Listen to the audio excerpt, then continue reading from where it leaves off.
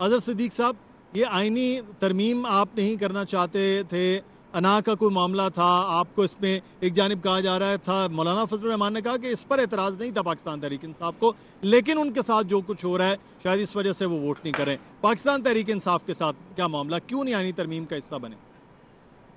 बहुत शुक्रिया मुदस्सर। एक तो आपके प्रोग्राम में ऐलान करते हैं हम इसको चैलेंज करने जा रहे हैं, पाकिस्तान तहरीक इंसाफ साइनी तरमीम को चैलेंज करने के हवाले से आने वाले दिनों में देखेंगे। मैं खुद इसको चैलेंज करने जा रहा हूँ और नंबर ऑफ रीजन है। आप आज अच्छा। पाकिस्तान तहरीक जी जी आज पाकिस्तान तहरीक इंसाफ को मुबारकबाद देनी पड़ेगी। उन्होंने सारे के सारे पार्लियामेंट में बैठे लोगों को नंगा कर दिया। उन्होंने इस अमल का हिस्सा, किसने कहा इस अमल का हिस्सा बिल्कुल नहीं बने। अली जफर साहब की सेनेट के अंदर तकरीर सारी सुन ले, सवाल ही पैदा नहीं होता। हम जो जी। देखना चाहते थे, हम जो देखना चाहते, हम किसी भी आइन के साथ खिलवाड़ नहीं करना चाहते। और अब याद रखिएगा, ये जितनी तरामीम हुई है ये आइन के खिलाफ है, अदलिया की आजादी के खिलाफ है और ये पार्लियामान की सुपरमेजी नहीं है। पार्लियामान ने अपने इख्तियार से तजावुज किया है, ट्राइकॉटमी ऑफ पावर्स के प्रिंसिपल को तोड़ा है और ग्रैंड नॉर्म जो है, बेसिक स्ट्रक्चर जो कॉन्स्टिट्यूशन का, वो तबाह बर्बाद कर दिया है।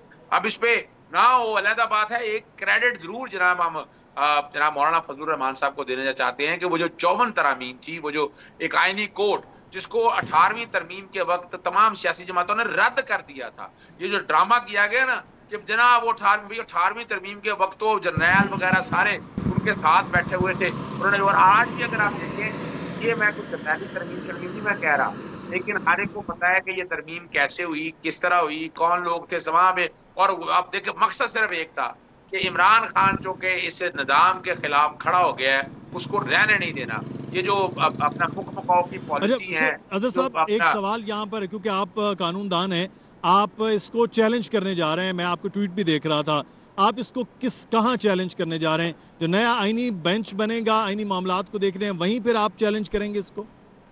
देखिए, मैं आप वजह बता देता हूँ आपको। इस वक्त हाई कोर्ट के अंदर बहुत अहम इश्यूज पेंडिंग पड़े हुए हैं। Taking away a symbol, banning a party, मखसूस नशिस्तों का इलेक्शन की डेट देने के हवाले से कुछ 7 इश्यूज बहुत ही अहम पेंडिंग पड़े हुए हैं अदालतों के अंदर।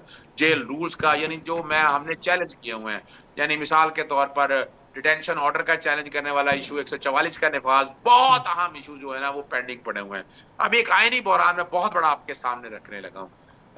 एक तो पहली बात है कि ये कभी हो ही नहीं सकता कि बेंच जो है वो कोई पार्लियामानी कमेटी बनाए, जुडिशल कमीशन जिसमें तादाद ही जजेस की कम हो और बाहर के लोग आकर, यानी पार्लियामेंट के लोगों का तो काम ही कोई नहीं है। और ये वहां होता है कि जहां रिटन कॉन्स्टिट्यूशन नहीं है, वहां पार्लियामेंट सुप्रीम है। वहां यहाँ तो जो कि रिटन कॉन्स्टिट्यूशन है, पाकिस्तान ले लें, इंडिया में भी ये कॉन्सेप्ट नहीं है जिस तरह का कॉन्सेप्ट ये आप रख कर दे दिया है। तो एक तो पहली तो बात है कि ये अनकॉन्स्टिट्यूशनल है, ये आर्टिकल 175 की खिलाफ वर्जी है जो तरामीम कर। अब दूसरी बात, ये फर्ज करें ये 7 मेंबर बेंच बनता है, तो भाई जो 15-15, 17-17 मेंबर के बेंच के जो फैसले बने हैं वो 7 मेंबर बेंच कैसे ओवर, ये मैं पहले भी बात कर रहा हूँ, ये मैं आपके प्रोग्राम में पहली दफा ये बात करने लगा हूँ कि ये इतना बड़ा आईनी बहरान है कि 7 मेंबर बेंच के बाद आपको अल्टीमेटली जाना पड़ेगा 17 रुकनी बेंच के पास या 19 रुकनी बेंच के पास जाना पड़ेगा कि अगर उन चीजों को, मिसाल के तौर पर ये पार्टी सिंबल वाला ही है, वो रिव्यू का फैसला लगना है,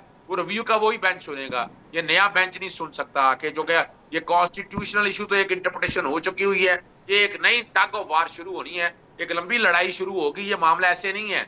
वोकला तहरीक ऑलरेडी ऐलान कर चुकी है, कल बकायदा प्रेस कॉन्फ्रेंस होनी है और हम सड़कों पे भी आ रहे हैं। लेकिन जो मैंने आपके सामने बड़ा अहम मामला रखा है ना कि यानी 7 से ऊपर बड़ा बेंच क्या करेगा, यानी ये तो फंस गया। ये तो एक इतना बड़ा आईनी बहरान है और हम देखिए, हम हमारी 3 वजह हैं कि हमने क्यों उसको सपोर्ट नहीं करते। एक तो 45 और 47 मौलाना फजलुर रहमान ने वो तोड़ दिया कि 45 और 47 वाली असेंबली के अंदर आकर उन्होंने भी वोट दे दिया। भी उनकी अपनी मर्जी है, जमहूरी जमात है, अपनी जगह है, लेकिन हमने इस तमाम सियासी निजाम को नंगा कर दिया कि ये और देखे हमारे साथ जो ज्यादती हुई, अख्तर मैंगल साहब ने भी कह दिया, मौलाना फजलुर रहमान ने भी कह दिया, अब तो कोई डाउट रह नहीं गया